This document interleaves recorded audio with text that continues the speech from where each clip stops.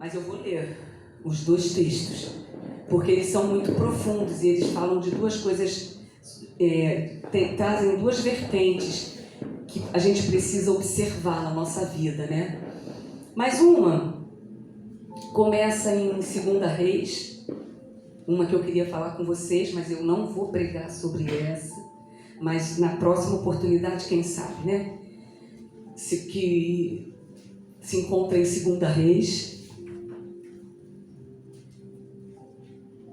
Vou abrir aqui, porque eu nem tinha aberto, porque eu não ia falar sobre ela, mas eu senti no meu coração de ler essa passagem. 2 Reis 13, nos versículos do 14 ao 17. Eu não vou me deter nessa mensagem, mas eu gostaria de ler com vocês. Que diz assim: Eliseu ficou doente da enfermidade que o levou à morte. Jeoás, rei de Israel, foi visitá-lo e, chorando por ele, exclamou: Abba, meu pai, tu és como os carros de guerra e o exército de Israel. Aqui nós vemos, né? A gente extrai aqui uma observação desse texto e a gente não precisa necessariamente falar sobre o assunto, mas tem uma redundância aqui. E que diz assim: Eliseu ficou doente da enfermidade que o levou à morte. Nunca permita ficar doente com a doença dos outros. Então eu não quero entrar no mérito da questão específica desse texto, mas eu gostaria de falar sobre um ato profético que o profeta Eliseu faz com o rei para mostrar o que iria acontecer. No versículo 15 diz: Então Eliseu solicitou: vai buscar um arco e algumas flechas. E prontamente Jeoás foi buscar um arco e as flechas. Em seguida Eliseu disse ao rei de Israel: empunha e retesa o arco. E Jeoá o fez.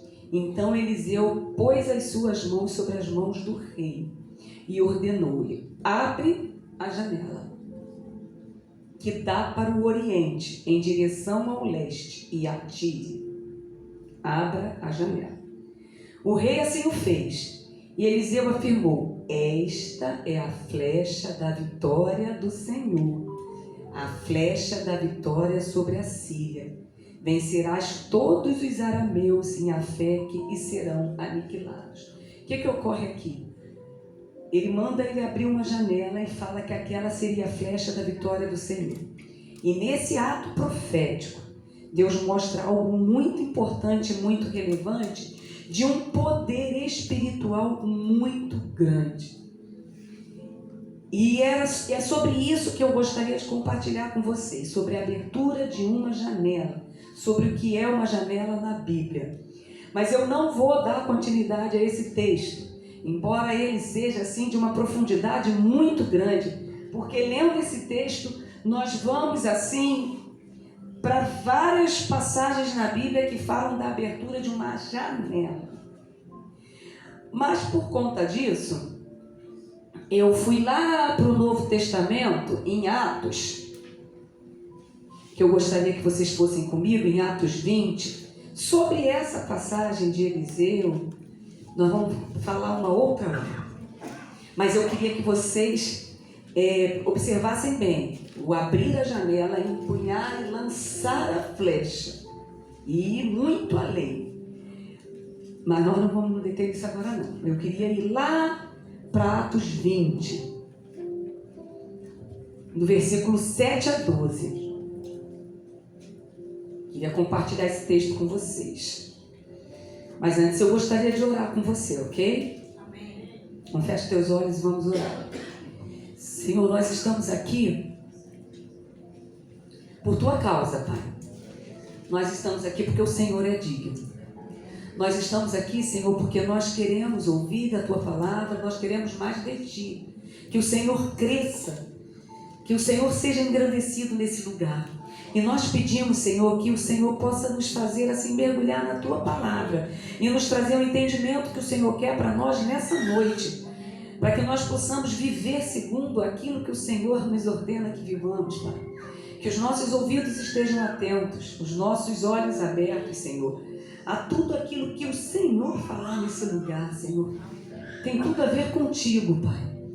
E que seja assim, que todos nós que estamos aqui hoje, nessa noite, possamos glorificar o Teu nome, possamos abrir os nossos ouvidos, ouvir e obedecer, como nós temos aprendido, Pai. Muito obrigada, abençoa cada um de nós, é o que nós te pedimos, em nome de Jesus. Amém. Nós temos aprendido na escola bíblica de manhã, todos os domingos de manhã, encerramos hoje nós encerramos sobre as bênçãos e as maldições. Tudo aquilo, né, da nossa vida está ali. Se nós quisermos ter sucesso e vivermos, né, bem, com segurança, nós precisamos ouvir a palavra. E isso está escrito ali, são escolhas que nós devemos fazer. Mas a palavra diz, se nós ouvirmos e obedecermos, aí sim, as coisas irão acontecer. Mas nós precisamos ouvir e obedecer. Terminamos agora sobre as bênçãos e maldições. A partir do próximo domingo, a direção que o Senhor vai dar para a gente, eu não sei qual é, mas eu penso que ou nós vamos adentrar no estudo sobre a armadura de Deus, ou sobre Apocalipse, ou sobre, não sei ainda. Mas nós vamos começar outro estudo na próxima semana, já para que a gente possa realmente entender que nós estamos vivendo os últimos dias. Se eu fosse você, eu não faltava. Por quê? Nós aqui não aprendemos nada do homem, nós só aprendemos a palavra. Amém. Quem pode dizer um glória a Deus? É só a palavra. Nós estamos estudando a palavra. Amém? E isso é que faz diferença nas nossas vidas. Mas vamos lá no texto dessa noite, que se encontra em Atos 20, do versículo 7 ao versículo 12. Deixa eu ver se eu abri, né?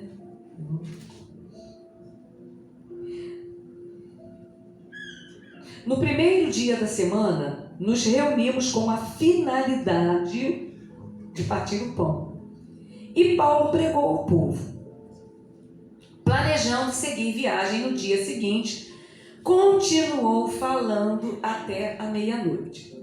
Havia muitas tochas iluminando a grande sala no piso superior onde estávamos reunidos. A gente tem que entrar na história, imaginar o que aconteceu ali. Vamos fazer de conta que a gente está ali, né? Porque a gente não pode ler a Bíblia rápido, a gente tem que olhar a Bíblia meditando, entendendo, entrando na história, né? Então ali diz que tinha muitas tochas iluminadas, a grande sala, no piso superior, isso era um andar de cima, né? E onde estávamos reunidos. Aqui é Lucas contando, né? O livro de Atos foi escrito por Lucas.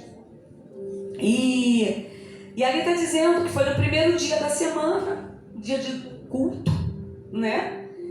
E eles estavam ali reunidos com a finalidade de partir o pão, ceia, né? E Paulo ficou pregando, porque como Paulo ia viajar no dia seguinte, ele foi pregando até a meia-noite.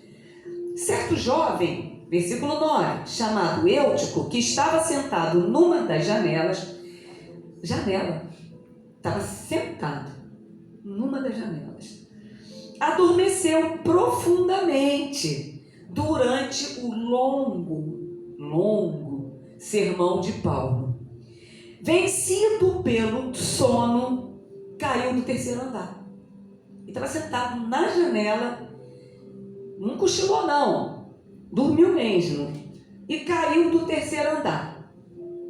Vamos imaginar uma pessoa caindo do terceiro andar, tá? Normalmente cai morto, né? Porque muita sorte cair vivo, né? Mas quando tentaram erguê-lo, já estava morto.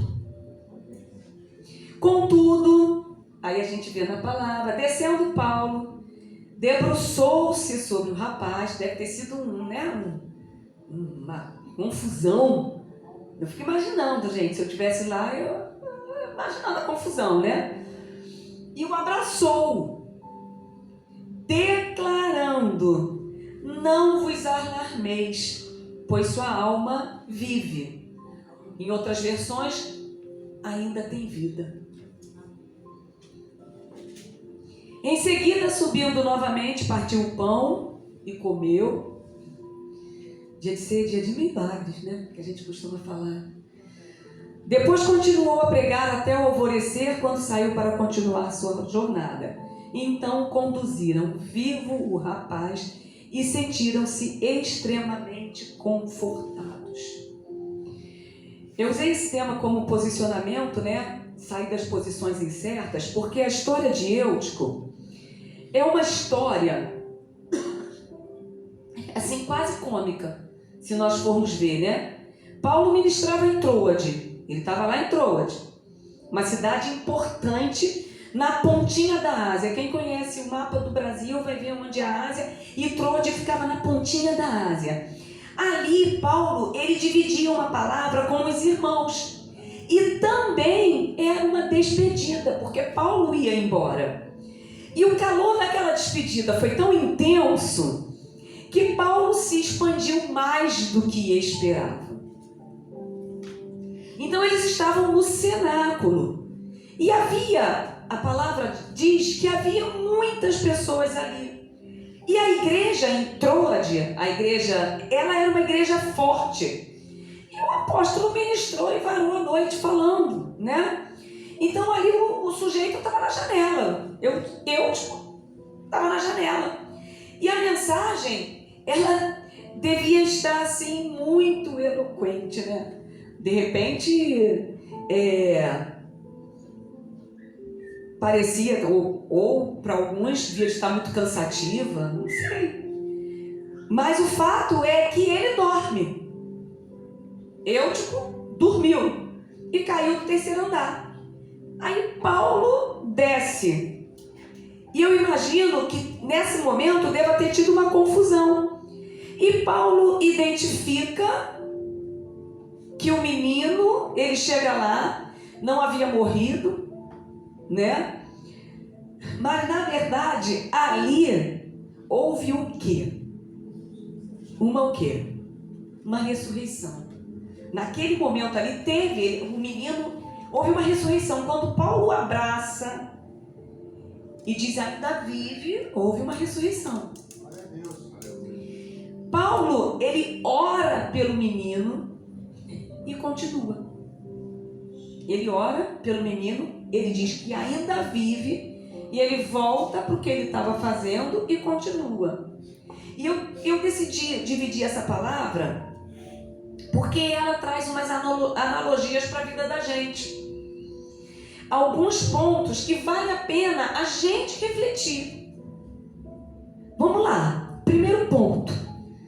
A posição que esse Eutico, esse homem, esse moço estava. Vamos pensar. No cenáculo havia muitos lugares para se colocar.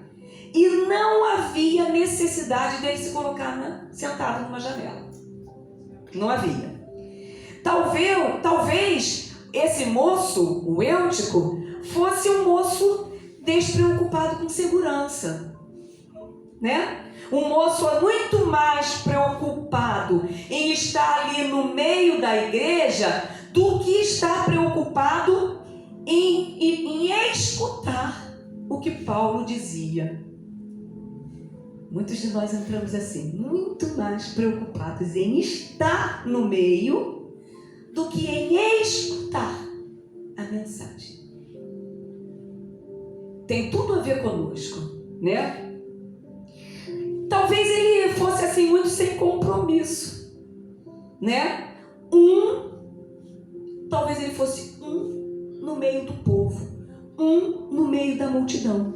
Então, estar sentado à janela fala de estar a uma certa distância. Tá dando para entender? Então, toda vez, por exemplo, às vezes, em sala de aula, há quem prefira, eu não estou dizendo que isso não vá fazer com a pessoa, que a pessoa não preste atenção, mas a maioria daqueles que não estão muito afim de prestar atenção, eles vão lá para o final. Ficam a uma certa distância. Então ele estava na janela, ele estava a uma certa distância do apóstolo. E existe um perigo de se colocar a uma certa distância. Vocês estão entendendo? Existe um perigo nisso. Porque existe um perigo da gente manter distância do que o Senhor está fazendo. Porque às vezes o Senhor está fazendo, mas a gente está a uma certa distância. Esse é o perigo. Nada de muito envolvimento, né? Nada de muito compromisso. Esse é o perigo. A gente não quer se envolver. Nós estamos no meio, mas não queremos envolvimento. Esse é o perigo. O perigo não é de se envolver, é de estar à distância. Então, quando eu fico pensando de alguém que andou a uma certa distância, eu me lembro também de uma outra pessoa, um apóstolo, um discípulo de Jesus. Lembra de Pedro? Ele era alguém que andava com Jesus, ele ficava colado em Jesus. Mas houve um momento da sua vida que ele achou que estava mais seguro andar à distância. Que foi quando Jesus foi levado para ser crucificado. Pedro, ele ficou a uma distância de Jesus. Quando Jesus foi Pedro. Então, assim, o que acontece? Ele começou a seguir Jesus, ele seguiu, mas ele começou a seguir Jesus de longe. Foi quando ele negou Jesus. Ele estava seguindo Jesus de longe. Nós não podemos ficar a uma certa distância do Senhor. Então tem muita gente assim, a uma distância do Senhor, sentado à janela. Tem muita gente que gosta de Deus, que gosta das coisas que Deus pode fazer, que quer ser abençoado, que deseja receber unção, que deseja receber provisão, né? Mas tem pessoas que sabem que quanto mais a gente se aproxima, mais ele nos confronta. Então é melhor ficar a uma certa distância, para não ser confrontado. Porque a proximidade com o Senhor, ela também pesa. Ela também pesa, né? A proximidade com o Senhor nos faz pensar sobre algumas responsabilidades que nós temos que ter. A proximidade com o Senhor, ela nos confronta, assim, ela expõe os nossos erros, as nossas mazelas. E Deus, ele é luz. E quando ele está no ambiente, o que acontece? Tudo é iluminado. O que estava às escuras aparece. Quando nós estamos com ele, o que a gente esconde, não tem como, aparece. Nós somos confrontados. Então, às vezes, nós queremos andar a uma certa distância. Queremos nos aproximar. Nós estamos, mas de longe. Então, aproximar-se de Deus é perceber claramente a minha necessidade de um compromisso maior, de uma vida mais comprometida, mais santa, mais aplicada a Ele. E se aproximar-se do Senhor. Agora, estar a certa distância é fácil. Por quê? Porque a religião me protege. A religião me protege. E ninguém sabe quem eu sou. Se eu estiver à distância, ninguém sabe quem eu sou. Ninguém mexe nas minhas feridas. Ninguém me confronta. Ninguém descobre meus pecados escondidos quando eu estou a uma certa distância. Eu conservo a minha privacidade. Por isso que tem muita gente andando com Deus, mas andando a uma certa distância. Tem gente sentado na janela, preferindo estar com Deus a uma certa distância, sem se aproximar.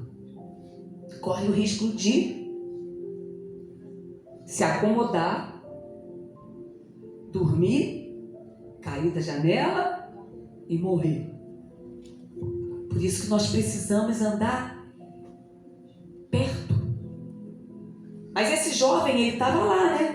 A gente precisa, quando a gente anda uma certa distância, a gente não deixa, as pessoas não sabem quem somos nós. A gente não deixa as pessoas descobrirem quem somos nós. Mas o Senhor sabe quem nós somos. Então Pedro, quando andava perto de Jesus, ele queria ser visto com ele. Quando ele andou longe, ele não quis ser reconhecido como seguidor dele. Está dando para entender? Quando ele estava longe, ele não quis ser reconhecido, porque quando as pessoas chegavam perto dele, não, eu não. Olha como a coisa é séria. Ele falou o quê? Não, eu nem o conheço. Alguém falou, você andava com o mestre, você era um deles. Ele, não, sou não.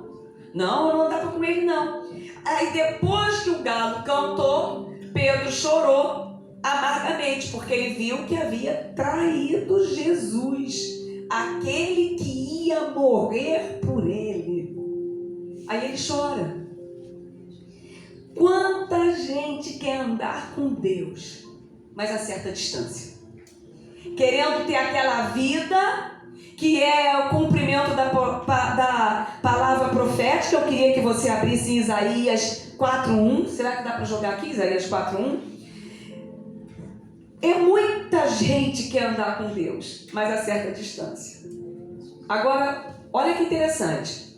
E naquele dia, 7 mulheres, representa a igreja, agarrarão um homem e lhe rogarão. Um homem representa Jesus. Eis que comeremos do nosso próprio pão e nos vestiremos às nossas custas. Apenas tomai-nos por tuas esposas, para que sejamos chamadas pelo teu nome. Só, qual era a intenção aqui? Ela diz aqui, elas lançariam mão de Jesus, porque só queriam o nome, mas não queriam a doutrina, não queriam o pão. Livrai-nos da nossa humilhação de ficar. Elas só queriam o nome, mas elas não queriam a doutrina. Então a gente quer o teu ensino, mas a gente não quer compromisso contigo. Nós queremos, né? Nós queremos só o teu nome, só ser reconhecido pelo teu nome, mas aquilo que é doutrina, aquilo que o Senhor manda que nós façamos, nós não queremos. Que custa. Então eu só quero ter aquele estigma de que eu sou evangélica. Hoje em dia é bom, né? Eu quero aliviar minha consciência quando penso que eu sou crente, quando eu sou cristã. Aí eu alivio a minha consciência. Eu quero parecer uma boa moça, um bom moço, ser reconhecido na sociedade como gente boa, mas sem seguir a doutrina, sem seguir aquilo, sem seguir o padrão. Então eu quero transparecer que eu estou buscando um outro caminho, tipo na janela, né? Ou eu quero parecer que eu sou melhor. Eu quero sublimar os meus pecados, porque eu sou cristã, então vou abafar aquilo que eu faço, né? Eu finjo para mim mesma que eu sou crente. Eu leio a Bíblia, eu vou à igreja, hipocritamente, sem praticar nada do que eu aprendo. Porque nós estamos vindo à igreja, nós aprendemos, mas não praticamos. Isso é muito sério. Por isso que nós estamos lá, se vocês ouvirem praticardes, o que eu faço com aquilo que eu ouço? Aí o pregador vem aqui e fala que você não deve ser um murmurador, que você não deve andar em fornicação, que você, enfim, eu escuto, mas eu não vivo. Eu quero o nome, mas eu não quero a doutrina. porque custa. Eu estou sentada na janela. Eu estou no meio, todo mundo está me vendo. Oi? Mas você não está praticando. A palavra de Deus diz para que nós não devemos ser mentirosos, adúlteros, fornicadores, murmuradores. Mas ninguém está vendo. Ninguém está vendo. Eu engano. Você pode enganar o seu irmão. Ah, pouco importa, você não engana o Senhor. Deus vê todas as coisas. A Bíblia fala que o Senhor está lá dos altos céus e Ele olha todos. Ele não diz que Ele olha só um. Todos os moradores da terra. Inclusive aqueles que se dizem cristãos. Inclusive esses. Que tem a missão de ser um portador de boas notícias. E não traz boas notícias. Então, é muito sério. A palavra de Deus ela é muito séria. Ela é para mim, ela é para você. Mas assim, por isso que tem muita gente fragilizada com o Evangelho. Tem gente que fala assim: eu já fui crente, mas não mudou a minha vida. Faltou posicionamento, né? Nunca foi. Nunca encontrou o Senhor, porque estava sentado na janela. E há quem diga isso mesmo. Eu já fui crente, mas quando eu ia na igreja, fulano, acontecia isso, acontecia aquilo, porque você vinha para encontrar com quem? Porque se você olhar para Jesus, eu tinha um amigo lá da época de tempo, né, de muito tempo, que às vezes aconteciam umas coisas, ele era uma bênção. Aconteciam algumas coisas e todo mundo começava, ele ficava sempre quietinho, ele era da liderança junto com a gente, né? O nome dele era Marco Chocolate. Marcão também sabe quem é. E ele ficava na dele, ficava ali na dele. E aí, às vezes, todo mundo, às vezes, vinha alguma coisa, acontecia uma coisa, ele só fazia assim, ó. Olha para cima. Olha para ele. Ele sempre falava para isso. Olha para Jesus. Olha para Jesus. Ele não se metia em confusão, ele não se metia em conversinha. Ele falava assim, olha para Jesus. Olha para Jesus. Era isso que ele falava para a gente o tempo todo. De vez em quando eu encontro com ele ainda, é o mesmo jeitinho, aquela mesma coisa, né? Então, assim, a certa distância... Em alguma situação da vida, a gente vai cair. Se tiver a certa distância do Senhor, vai cair. Aquele menino caiu. E não havia quem pudesse ressuscitar. A gente não pode ficar a uma certa distância. A gente não pode se proteger, se ausentar de Deus. A gente não pode ficar. Aleluia. Outro ponto que eu vi nessa mensagem é que quem está numa janela está indeciso. Por quê? Porque não está fora e nem está dentro. Está na janela, sentado na janela, não está nem fora, nem está dentro. Sabe aquela história? Eu estou no muro, qualquer coisa eu pulo. Eu estou no muro, qualquer coisa eu pulo. Mas ele está ali, ele está indeciso. Então, sentado à janela, me lembra a indecisão, porque é aquela história do crente, que as pessoas, né, que às vezes as pessoas falavam, crente Raimundo, um pé na igreja e outro no mundo. É o crente, essa história é horrorosamente velha e feia, mas é feia, né? Mas era o que às vezes as pessoas falavam, né? O crente Raimundo, um pé na igreja, um pé no mundo. Mas, gente... Coitado do Raimundo. Né? Coitado do Raimundo, né? Gente, é Raimundo, é por causa do mundo. Mas é feio falar essas coisas. Mas às vezes é o que nós fazemos. Às vezes nós estamos um pé na igreja e um pé no mundo. Eu, quando era jovem, antes de passar lá, quando eu era da igreja metodista, eu e minha irmã, e... nós gostávamos de uma balada, sabe? Éramos jovens, adolescentes, dançava, a gente dançava, eu e a Liliane, agora não dançava mais não, a gente dançava. A gente gostava de ir pra boate, dançar, baile, a gente dançava pra caramba, eu e ela. É verdade, gente. Tô falando, brincando não, hoje eu não faço mais nada disso. Mas a gente gostava, e minha mãe e eu era superintendente de escola dominical, e eu era guia leigo era de diácono, 17 anos que eu tinha. né? Porque não chama, a igreja metodista não chama diácono, chama guia leigo. E eu era superintendente de escola dominical, eu liderava a escola dominical, com 17 anos. Mas eu gostava. E eu ia com o pessoal, com os jovens da igreja. Piorou, né? E aí minha mãe falava assim: amanhã você pega a Bíblia e vai para a igreja. Toda vez minha mãe falava isso. Ela não podia impedir, que a gente gostava de ir. Amanhã você pega a Bíblia e vai para a igreja. Aí teve uma vez que eu fui até a pastora Ruth Cato.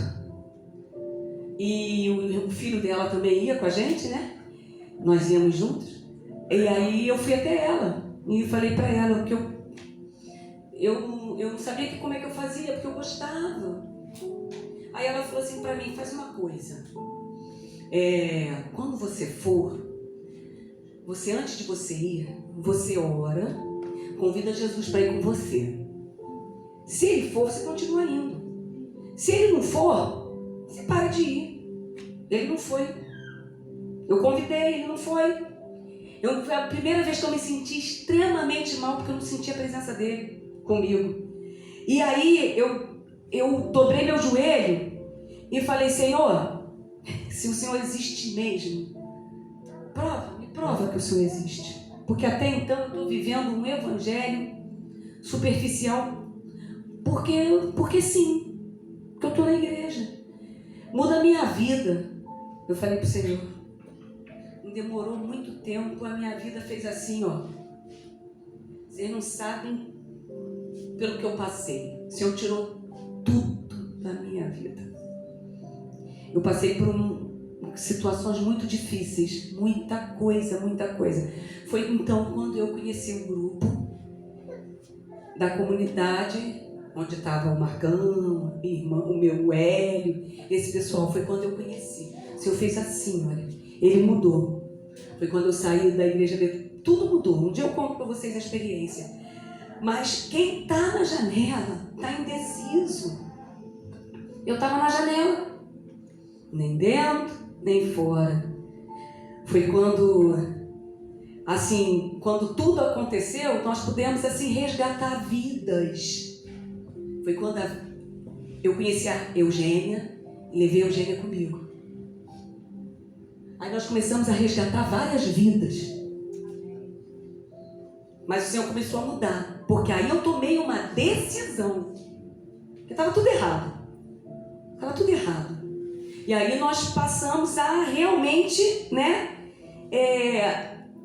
A tentar sair fora dessa situação. Ou a gente está servindo ao Senhor, ou a gente está servindo ao príncipe desse mundo. Você está sendo radical. Não estou sendo. Porque Deus é absoluto. Não existe meio termo. Deus é absoluto. Ou você canta para Ele, ou você canta para o diabo. Ou você dança para Ele, ou você dança.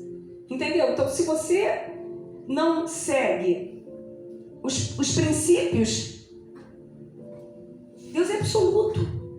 Deus é absoluto. A palavra dele é absoluta.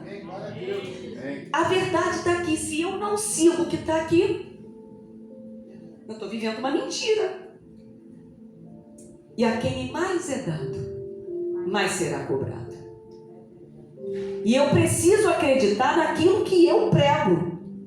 Você precisa acreditar naquilo que você lê e que você fala para o outro.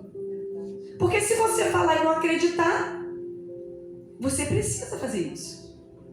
Nós precisamos fazer isso. Então, sentado à janela é a mesma coisa, é aquilo que agrada. Né? Você está ali porque você é aquilo que agrada o que está dentro e agrada o que está fora. Então, sentar-se à janela é ser indeciso para a vida. E tem muita gente sentada à janela porque não toma posicionamento absolutamente em nada. Por isso fica sentada à janela.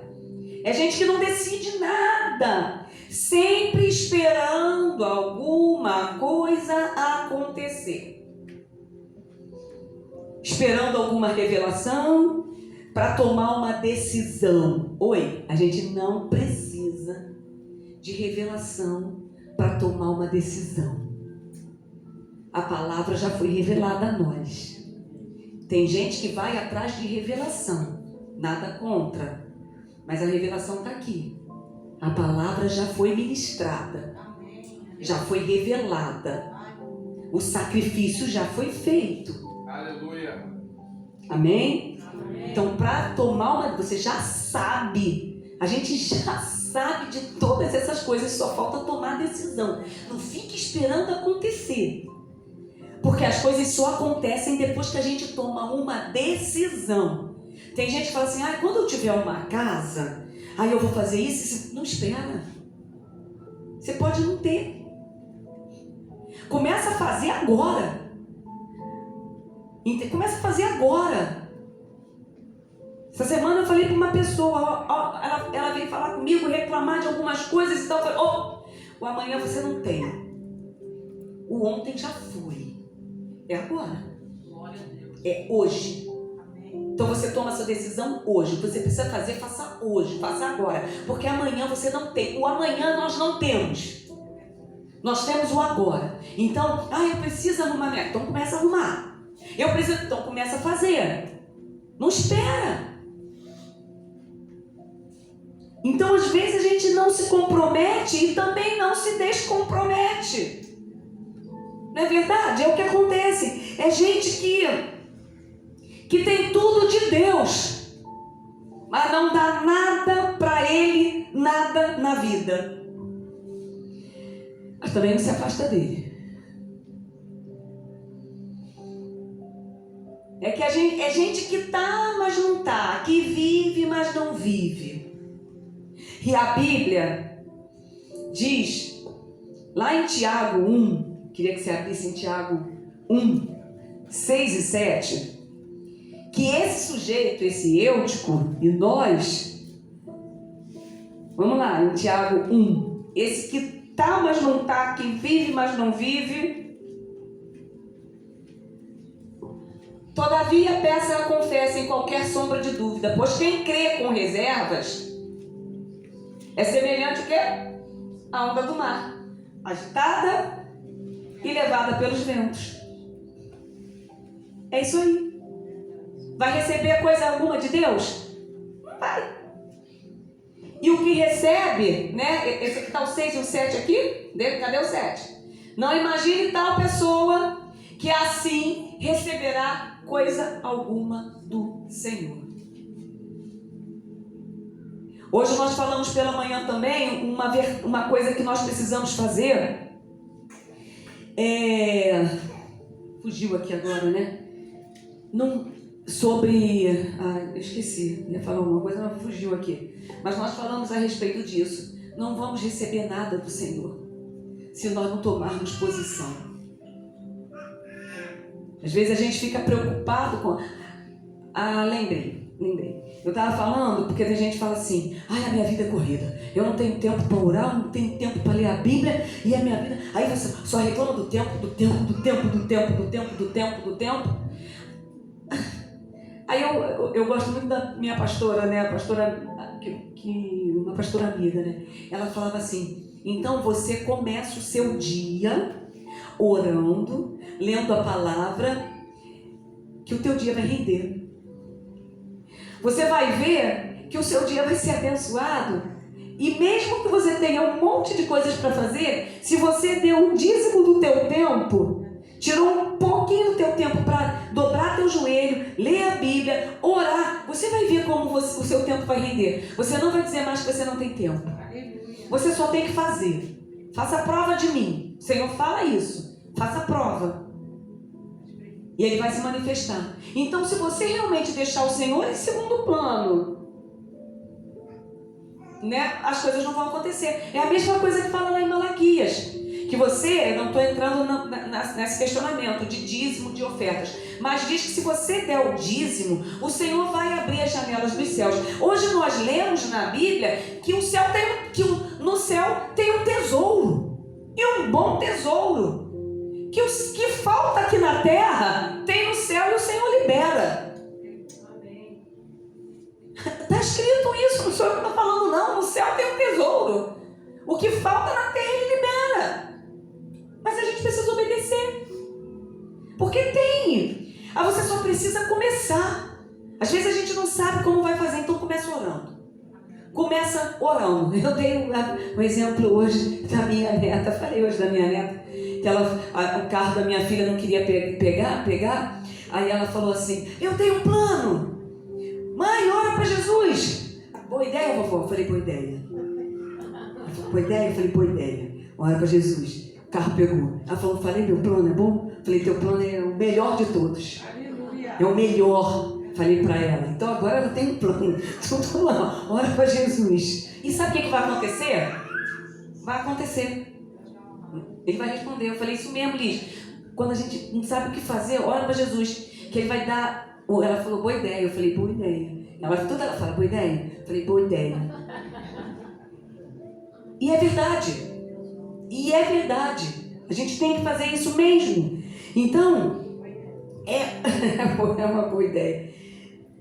O homem que está sentado na janela não recebe nada. É inconstante. Então, quem não sabe direito onde está, de onde é, qual é a sua posição, qual é o seu mundo, qual é o seu reino, onde Deus o plantou e para onde Deus o está enviando, não vai perceber os rumos que Deus está te dando enquanto não tomar uma posição. Tudo é posicionamento. Tudo na vida da gente é posicionamento. Então você precisa saber quem você é, quem é o seu Deus e onde Ele te coloca. Você precisa saber disso. Não pode ter margem de dúvida na sua história, porque quando tem margem de dúvida é aí que o diabo entra. Sabe aquela coisa? O Senhor me colocou para que eu seja firme nas minhas coisas, nos meus relacionamentos. Ponto. Se eu não for firme, o diabo entra e destrói e acaba e muda a nossa sorte. Mas nós temos um Deus que é misericordioso, que Ele nos traz de volta. E é por isso que nós estamos escutando isso aqui hoje, né? Porque Deus tem um trabalho violento para arrancar o Egito do povo de Israel, né? 10 pragas não foram para provocar o povo do Egito para liberar Israel.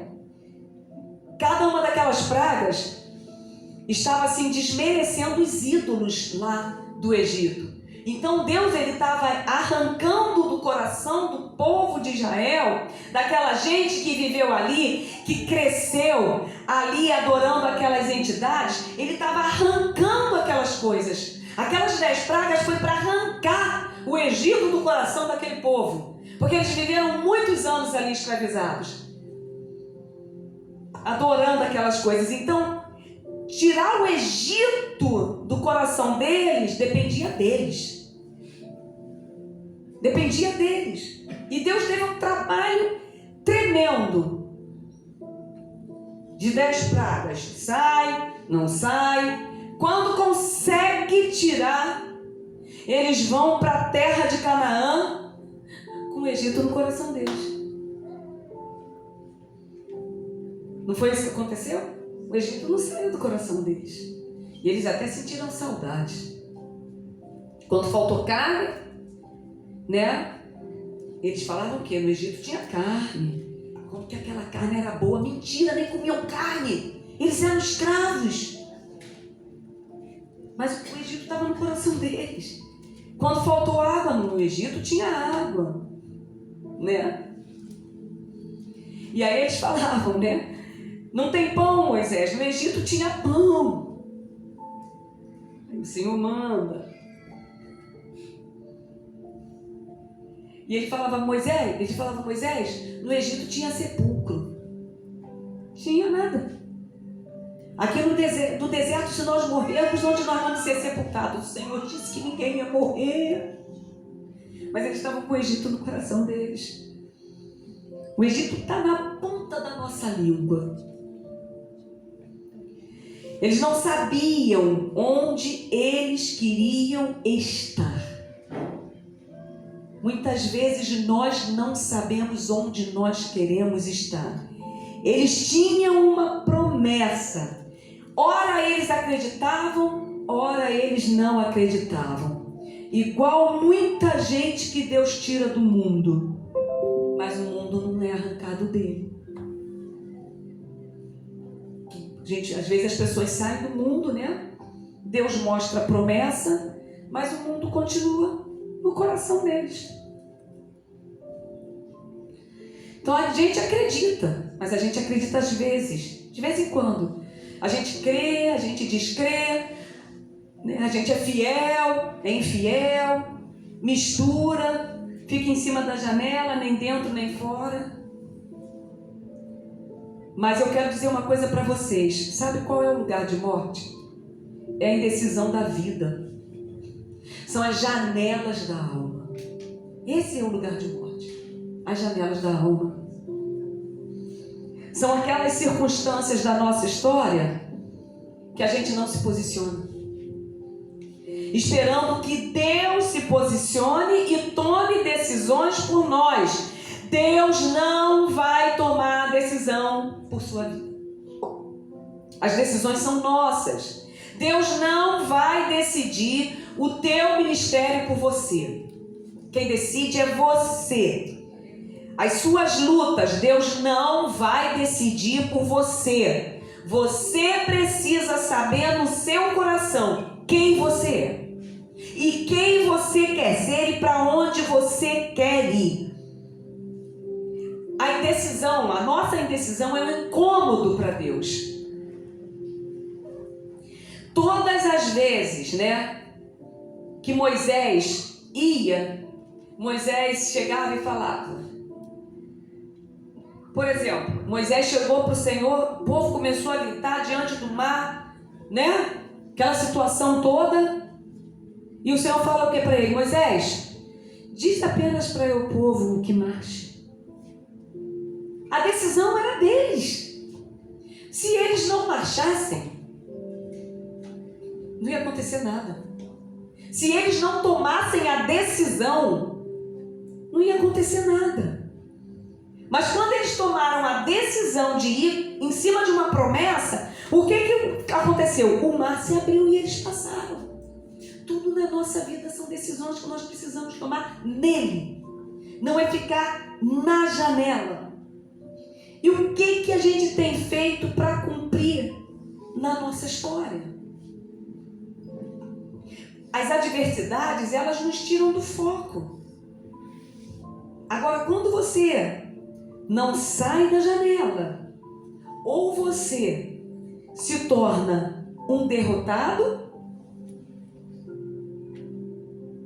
se você não sai da janela, vai ser difícil de vencer. Existem 3 consequências de estar na janela. Eu anotei aqui. A primeira é: quem está na janela perde a luta para o sono. Ele foi vencido pelo sono.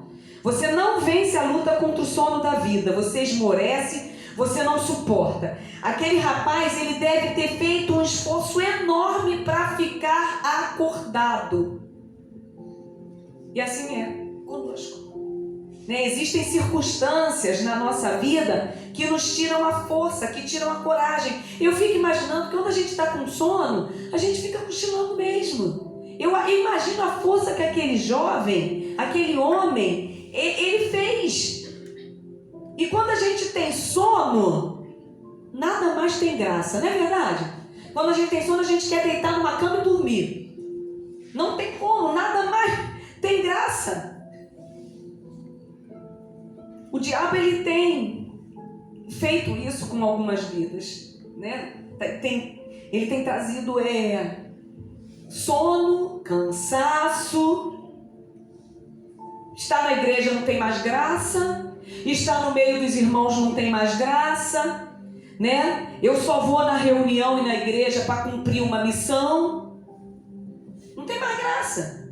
É o sono, é aquele pesado. A gente já não fala, alegrei-me quando me disseram, vamos à casa do Senhor. O casamento já não tem mais graça.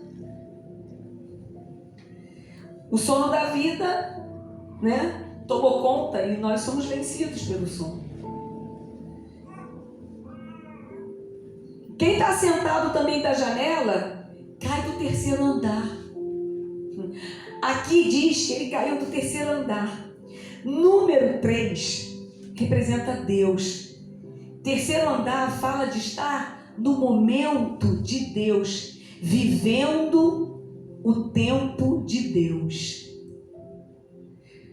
Só que quando ele caiu do terceiro andar, ele saiu da presença de Deus. Vocês estão entendendo?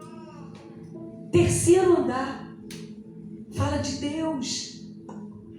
Deus está gerando um tempo bom e a gente perde. Quem está sentado à janela cai do plano de Deus, cai da oportunidade e do momento que Deus está fazendo. Morre enquanto todo mundo está vivendo. O que Deus está falando é que às vezes nós não estamos percebendo o que nós estamos perdendo. Então Deus está gerando um milagre. Deus está dando vida e você está caindo da janela.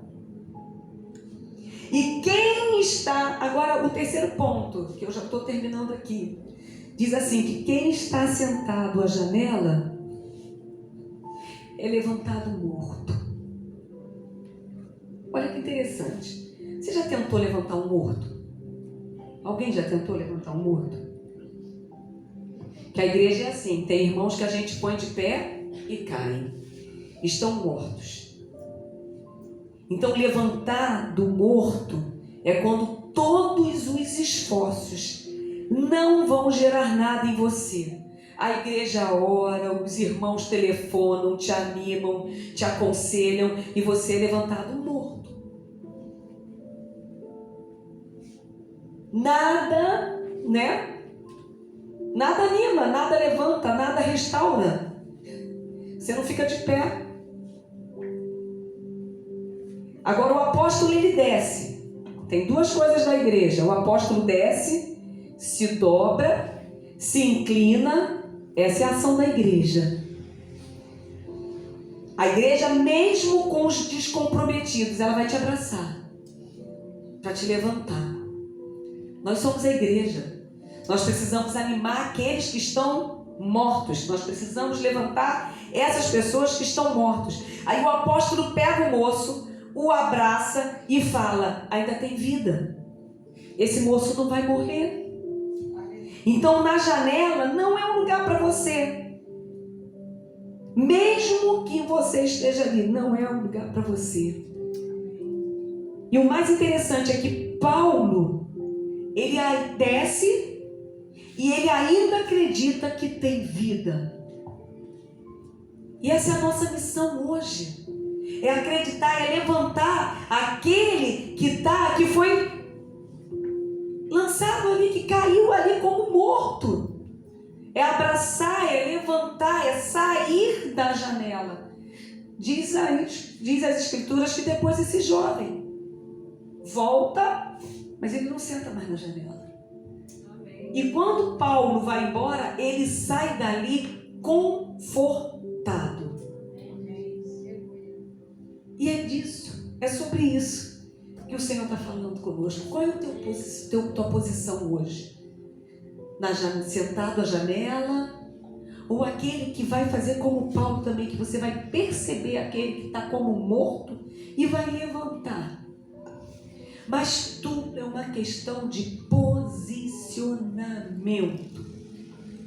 Sai da janela. Se envolva. Não estou falando se envolver com a igreja, a gente precisa fazer isso sim. Mas se envolva com Cristo. Se envolva com Cristo. Saia da janela. Porque janela, e eu não vou dar continuidade agora a respeito disso, depois que eu li essa passagem, eu vi quando vários homens abriram a janela e tiveram vitórias. Esse, quando ele sentou e não se posicionou, ele quase perdeu a vida.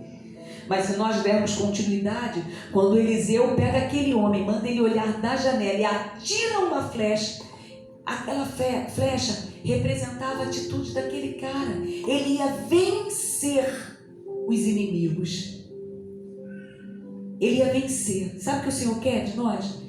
A mesma coisa. Que nós olhemos pela janela, mas para ver e atirarmos a nossa flecha, para ver, nós vamos vencer.